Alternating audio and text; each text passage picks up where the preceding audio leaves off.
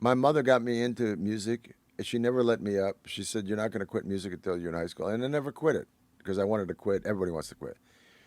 She turned me on to Miles Davis when I was 9.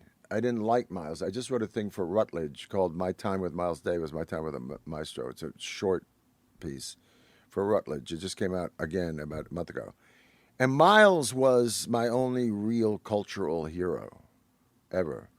And I liked big bands, but I didn't like Miles. And then I got into Miles, and then Miles became like that's who I wanted to be. I wanted to be Miles, and then I wasn't going to be Miles, and I said I'm not going to be Miles Davis. I put this away.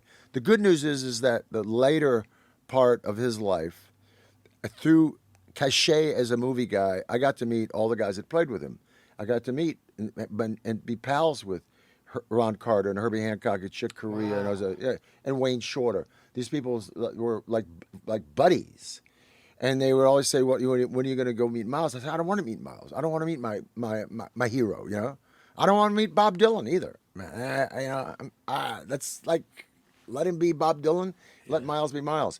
And then I was at the Hermosa Beach Magic Club watching Miles about a year and a half before he passed at this amazing band. And the owner comes up to me and says, "Miles Davis is expecting you backstage." And obviously he had read what Herbie suggested to me, that he'd read so many interviews that I'd done for movies where I changed the subject, Mike, to jazz and Miles, that Miles knew he had a sucker walking through the door. You know, I mean, he knew that. So I went in. He asked me the first tune I ever heard.